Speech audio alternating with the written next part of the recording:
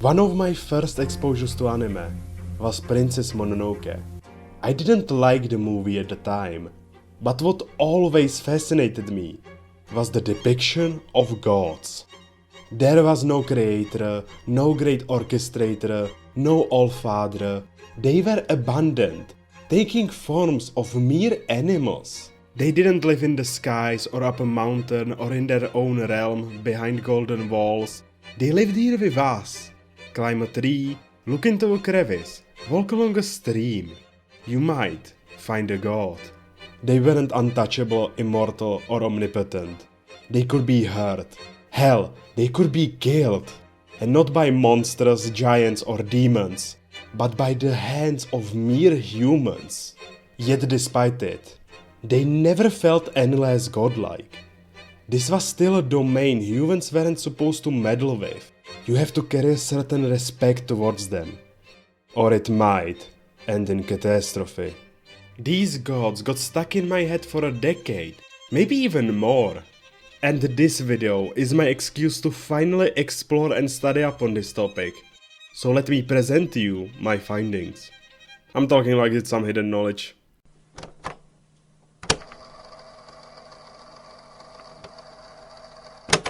What stands out the most about gods in Princess Mononoke is how small their influence is.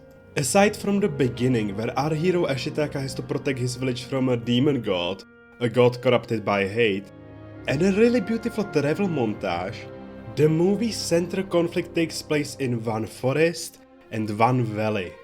The valley where the ironworks stand. A complex of people deeply loyal to their lady, who just try their best to live in this world, but in the process devastate the hillside they live on, and that does not bode well for the local gods. The wolf gods attack the ironworks. The monkey gods plant trees on the ravaged hill under the cover of the night, hoping to not get spotted. Boar gods are planning to punish humans for killing one of their own. Kodama are just chilling, nothing to worry about there. And then there's the forest spirit, the lord of this forest, its inhabitants, and the god of life and death. But even with a domain so grand and untouchable, he still rules just this one forest. He most likely isn't the only one. There can be hundreds, thousands, tens of thousands, or maybe 8 million gods just like him. And that's because these deities are not modeled after the monolithic gods of popular European mythologies, but after Shinto, the native Japanese religion. Shinto is a bit different from what we are accustomed to expect from religions and mythologies. It does not bother itself with an afterlife or how to get there. The earth we live on is the biggest gift we could ever receive as humans. That is our paradise. There's nothing else to crave. That also reflects in the gods, or kami. They're spirits or whatever your favorite translation is, that flow through everything. Their nature itself. You need to work with them and respect them. Otherwise, tragedy might befall you. As I alluded to before, there's also a lot of these kami. One term referring to these deities is Yaoyorozu no Kami, 8 million gods, meaning there are too many gods to even count. And if you're wondering why they chose 8 million to mean uncountable, go ahead, count. Kami are not good or evil, they just are. They are an extraordinary power or element, that's all. A kami that carries out only destruction when properly worshipped can provide immense blessings. A kami that does nothing but bring prosperity when disrespected can bring about a calamity. Hayao Miyazaki, creator of Princess Mononoke, for the two people on the planet who didn't know, is someone who carries deep appreciation for his endemic religion. 彼の筋肉がこわばってる手と僕の手でこうハイタッチするでその彼のことを思い出してね僕はこれ面白いと思って見ることできないですよ This quote is from a book. Whatever's playing in the background is a random interview.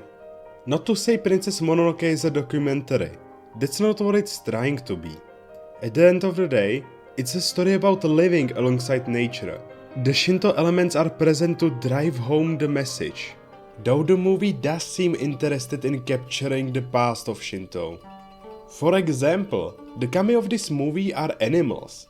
This isn't really accurate to modern kami, who are depicted as humans, while animals are usually divine messengers. But it is theorized that in the earlier days of Shinto, loads of gods, some still worshipped today, used to be represented by animals. The fact that animal kami live in our world directly is also curious. In Shinto beliefs, kami do not inhabit our world directly. They live in a spirit world, which isn't a separate realm from ours.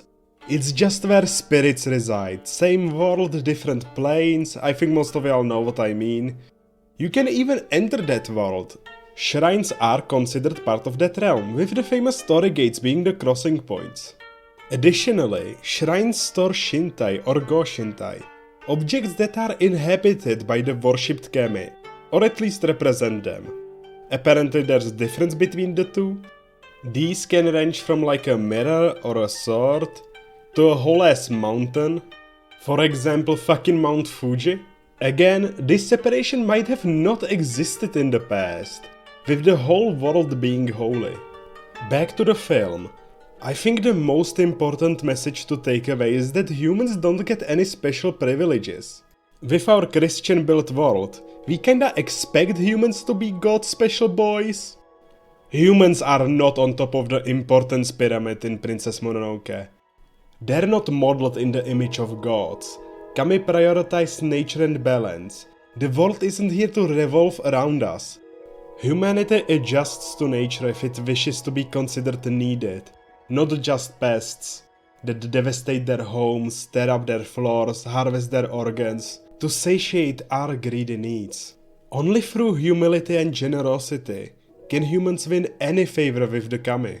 Out of all the Ghibli works, this one stands out with how deeply it reflects the essence of Shinto.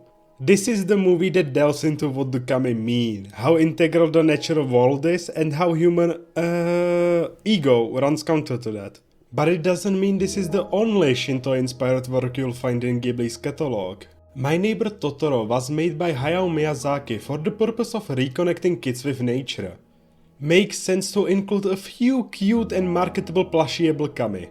The Tale of Princess Kaguya is a retelling of a famous Shinto myth. Pompoko is about the heavily mythologized Japanese raccoon dogs. Who can do this? Don't ask why, I think it's easier to accept it. And to round out the Miyazaki movies, if you wondered why I randomly explained the Spirit Realm, it's to set up this part. Spirited Away is a movie set in the aforementioned realm, specifically in a gorgeous bathhouse meant for kami. Now, unlike Princess Mononoke, this feels like a mashup of different influences. You will still find it's predominantly Japanese, but there's a whole bit that's so incredibly Slavic that no one can convince me otherwise. So this one might be a bit tougher to pick apart, but don't worry, I'm so good at reading articles. This movie, both in name and concept, is based on the phenomenon Spirit Away, when people who angered the kami disappear, believed to get dragged to the other side as a punishment. I won't describe the plot, it doesn't matter much to this video. What is most important is the sheer breadth of kami and spirits in this movie. While Princess Mononoke focused more on the meaning of Shinto and kami, here we get a wide variety of different critters and guys. The movie features 2 river kami, kami of the Kasuga shrine specifically, Oshira-sama or the turnip spirit, a real deity that the domain I'm unsure about, but it is the mythical origin point for silk production, Namahage, which normally are considered yokai. Now, I'm not gonna talk about yokai in this video, maybe I'll address them in the future, but for now I'm gonna describe yokai as powerful spirits that, unlike kami, are not enshrined and worshipped. That's the easiest explanation, but yokai are incredibly varied and complex. In this movie, they seem to get reinterpreted as kami, in line with every other guest of the onsen being a kami. Unlike the workers who are based on yokai, there are also some ducks. Now, contrary to what I said just a bit back, it'd be insincere to say this movie doesn't present any Shinto principles. It does showcase a massive one, the purity of water. One of the major Shinto rituals is that of purification, to wash away contact with the major pollutants, blood, death, sickness. This custom is still going strong to this day. You might have seen it watching anything Japan related, with people washing their hands and rinsing their mouth before entering a shrine. Cleanse the soul, so as not to pollute a holy place. What is interesting, unlike what you would imagine, kami can also be polluted. There's not some inherent purity. That's the purpose the movie's onsen serves. Getting rid of pollutants. Or just general pollution. Shit, I have to conclude this somehow. I had obvious reasons to focus on Ghibli first. Princess Mononoke is the reason this video is even getting made. These movies, aside from being visionary masterpieces, do portray the spirit of Shinto like no other. It's not just a sprinkle of influence, they spooned it in, and crafted an engrossing world around it, giving us enough to work up an appetite. So, let's take a look at the rest of the industry. Where is anyone?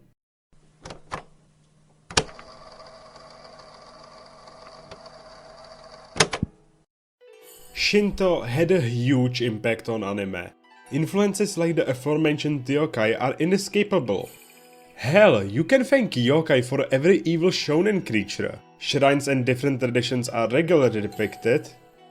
Some anime explore even lesser known concepts like the other Mononoke anime, that deals with Mononoke, a term used for different kinds of spirits that set out to make people suffer.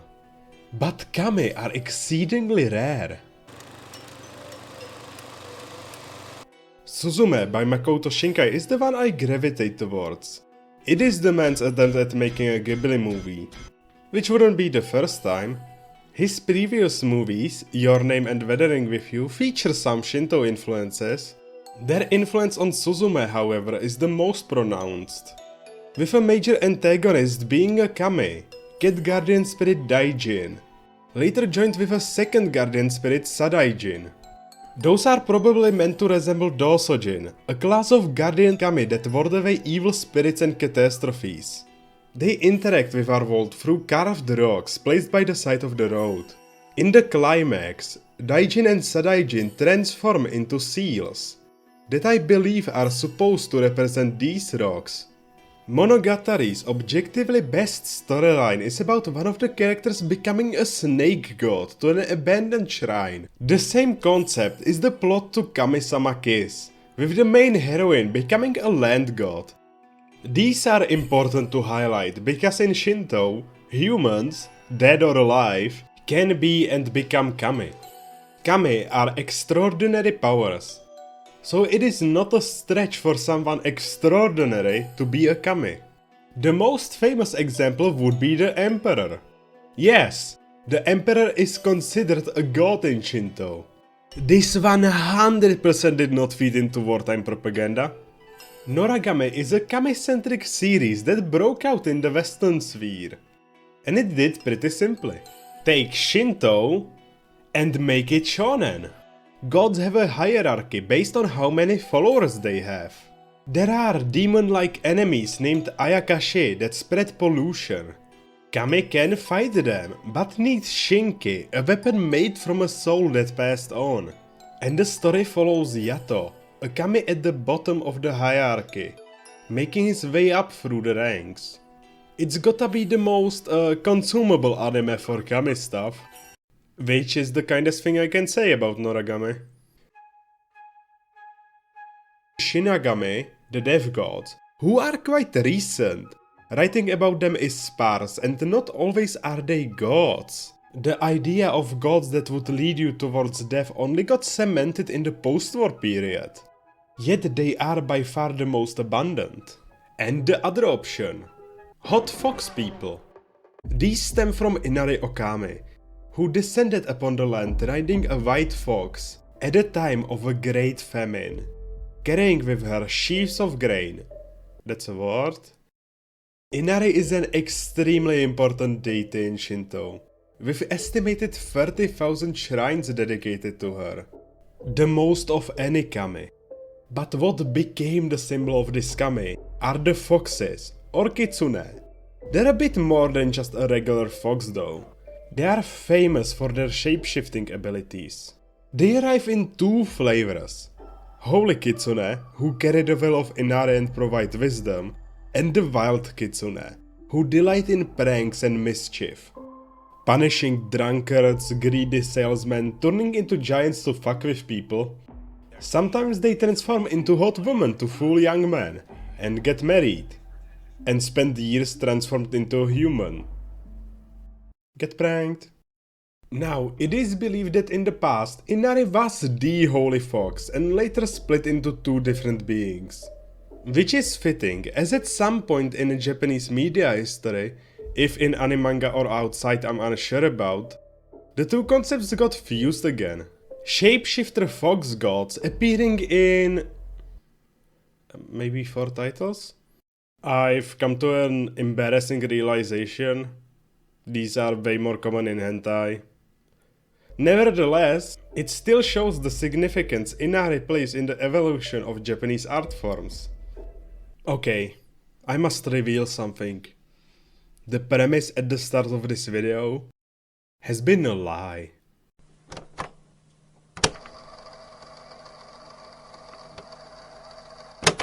I'm sorry, I tried to convince you Shinto is not like other religions.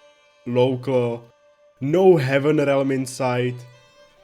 What is that?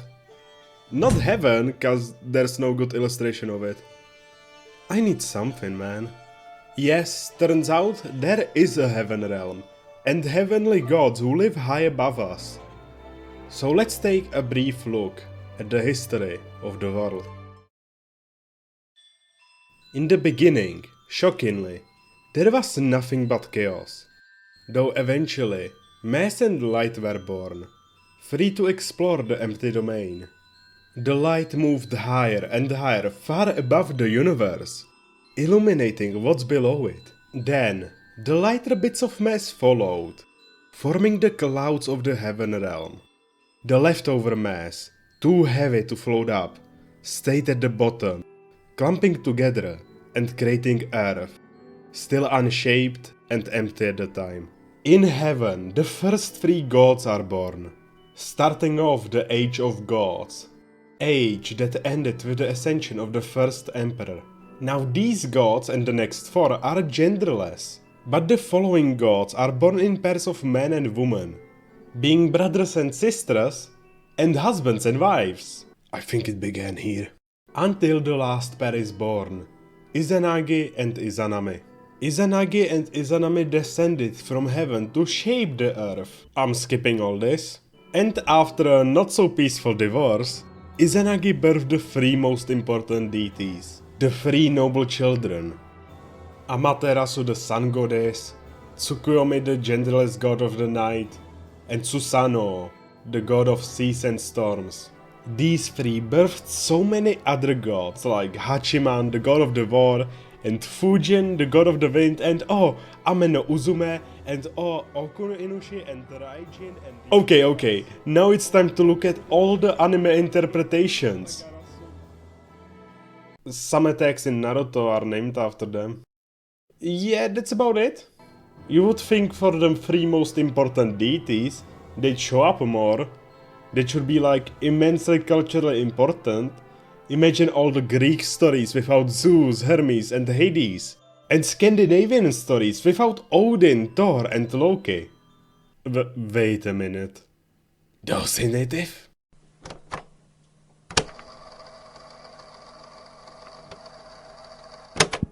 Christianity has shaped the world in immeasurable ways. And bend the truth a bit. We tend to view religions as if they have some unbendable canon. And well, that's not really even true for Christianity, and most definitely not for the thousands of religions around the world. Both ancient Greek and Norse religions, the ones pop culture loves to milk. In the ancient days when they were living religions, they most certainly weren't centralized in their beliefs. Different regions put emphasis on different gods. Aphrodite in Sparta was a goddess of love and war. We still don't know what Loki was a god of, cause the sparse historical evidence points us 12 different ways. And these religions grew and changed over centuries. Ask a Mycenaean Greek and an Athenian to describe Poseidon and you'll get very different answers. And you can apply the same lens to Shinto. Shinto as a name only really picked up use in the 17th century. So most of Shinto's history was spent basically nameless. And today, only 4% of the Japanese subscribe to the religion itself. Okay, that should sound insane. If the number of believers is so low, how is so much of anime and other cultural exports awashed in different Shinto traditions and creatures? Well, only 4% identify as believers. 80% of Japanese practice Shinto traditions. Why? Well, there's a bit of context I left out. Japan has two major religions, Shinto and Buddhism. You would expect then the religious makeup to look something like this. Well, no, it's this. Both of these religions are not as strict on beliefs as Christianity. A person subscribing to multiple religions is not out of the ordinary. This means Japan's religious experience is this mixture of both, with no hard set dividing lines, especially because they fulfill different but meaningful functions. Shinto is focused on the worldly life. Its blessings centered around success, wealth, fame, longevity, good grades. If you want salvation, that's where Buddhism comes in. Typical afterlife-related practices and traditions are usually Buddhist. To add on top of that, most people aren't devout believers, continuing traditions without heavy investment in the religion proper, making it a part of daily social life. That, I believe, is the reason local shrines and kami still prosper even when technically they are higher beings. Also might be the reason kami don't show up much in anime. Shinto is a unique religion.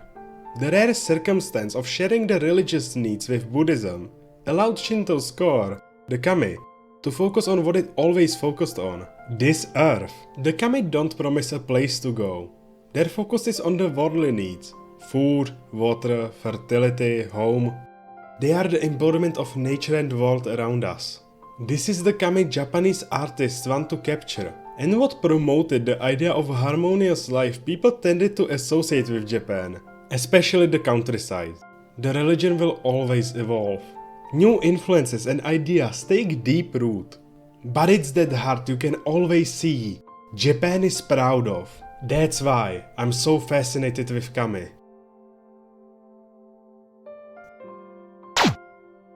Well, it's been a while since I made a video. This one was definitely the toughest to write, considering I had to actually research a topic instead of just watching a show. I'm sure there are nuances I missed and maybe some straight up mistakes. So correct me if you can in the comments. Thanks everyone for watching. See you next time.